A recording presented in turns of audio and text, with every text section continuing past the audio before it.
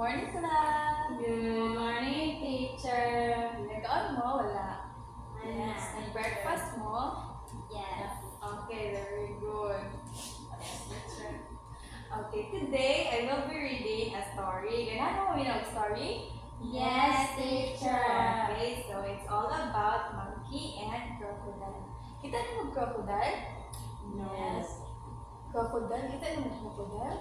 Yes, teacher. Ang kita crocodile kanang sa real life. Sa dagat, teacher. Na ay crocodile sa dagat, no? Nag-live ang crocodile Under the sea. under the water. Usahay, mag-roll po sila sa land. Dahil kita na mo monkey. Yes, teacher. Okay, so unsa na tingog sa monkey, babe? Go! Okay, very good. So, mag-start na tayo sa itong story. Ready na ba? Yes, teacher. Are you excited? Yes, Okay, teacher. so, Monkey and Crocodile. A folk tale from India, retold by Karen Mockler, illustrated by Mark Bowers. Monkey lived in a fine fruit tree.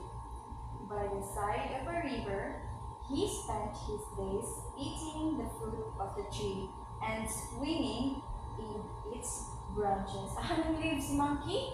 Side of the Fine fruit tree. Nag-swing-swing si monkey dito. Ganahan man siya mag-swing-swing. Unya, ang iyang ipuyan kay dalhan o fruits. Nakita mo fruits? Yes, teacher. Okay.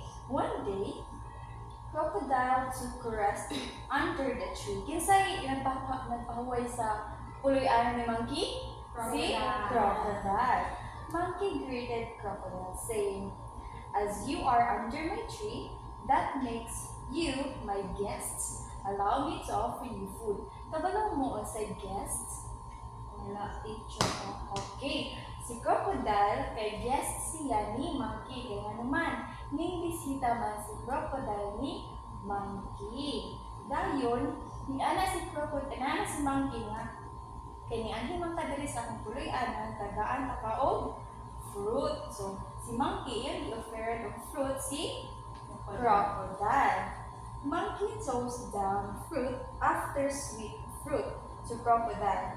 Crocodile visited monkey's tree each day after that. So si crocodile kay nanghatag man si monkey ni og fruit, sinaanad na si crocodile na moadto siya ni monkey para na siya fruit nga madawatan.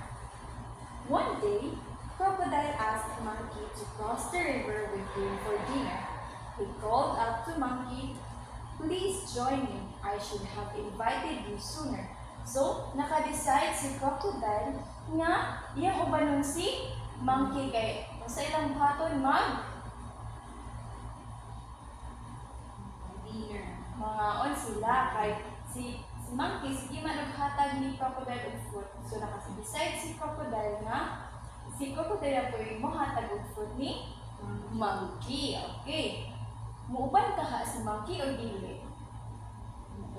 May kabalo, teacher. Gusto mo makabalo o sa sunod? Yes. Okay, so let's find out. "I'd love to come," monkey said, "but I can't swim. How shall I cross the river?" So si monkey kay gusto siya muuban ni crocodile, but then dili siya kabalo mo langoy. Dili siya kabalo mo swim. Ang saon daw niya pag-cross sa river. "Please take a ride on my back," crocodile said. It would be my pleasure." So si crocodile kay kabalo man siya mo swim kay since dito siya nag-live sa water, nag-live si crocodile sa water. So iyang giingnan si monkey nga musakay siya sa iyang likod para makatabok sila sa river. Ka sila mo adto. Okay, let's find out.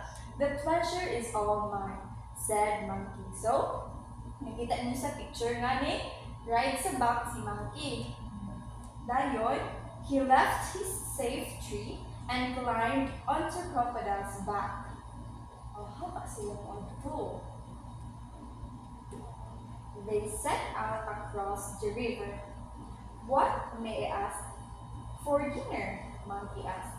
So, si monkey kay wala siya kabalo ang sila mo adto. Dayon, si crocodile kay wala pa siya naingon nga ang sila mo adto. Mo to nangutana si crocodile nga unsa di atong kanon for dinner? Ana si monkey. Unsa kay tubag ni crocodile? Okay, by this time, the two were halfway across the river. So, ani na time kay nana sila sa tunga-tunga sa suba sa river. Since it was now impossible for monkey to escape, kabalo mo sa escape? Escape. So, ang escape diri, anang author, ay anang narrator na nga naman sila sa tunga-tunga sa river. Nga, dili man, remember, dili kabalo mo lang si monkey, di ba? Sakto dili. Oo. So, ang escape diri kay dili na siya lintawas. Kaya naman siya sa river nga, dili siya kabalo, mulangoy. So, crocodile told him the truth. Hala, usa ka iingon ni crocodile. You are for dinner, my furry little friend. I am taking you home to eat you. Hala, wala kaayo si crocodile. Kay iyang kanon si monkey. Bad kay si crocodile kay si monkey. Maghatag niya og fruit while siya iyang kanon si monkey. Sakto na dili. Bad na or good? Bad. Okay. The monkey was scared to death. Hadlok kay si monkey. Usa inaw sa hadlok din? His heart boomed in his chest, but he kept his wits about him. So si monkey kay lahadlok bulbaan na siya kayo lo patay mamatay na bipuan ni. Na si monkey na shock kay siya din nakadlok. Pero stay calm gihapon si monkey kay naguna na siya sa iyang hatod para maka-escape siya. In that case, monkey said, "Let me fetch my heart. Of all my parts, it tastes the best, but I left it back in my tree." So, usig ingon ni monkey nga ang best part daw sa iyang lawas kay iyang heart. Unya, yan giingon si crocodile nga nabilin sa iyang tree, sa iyang balay.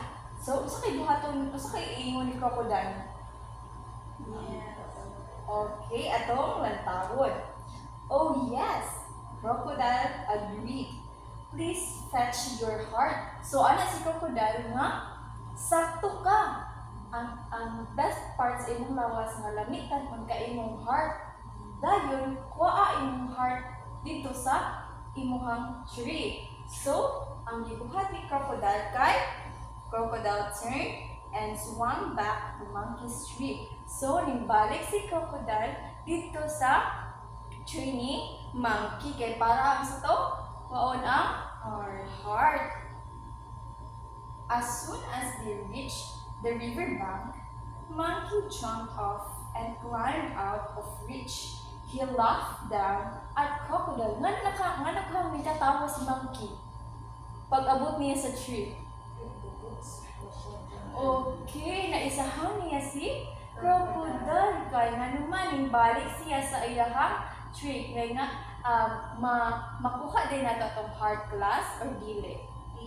Kay naaman dyan na sa ato ang parts atong lawas. Ning katawa si monkey and crocodile na nalibog siya na katawa si monkey.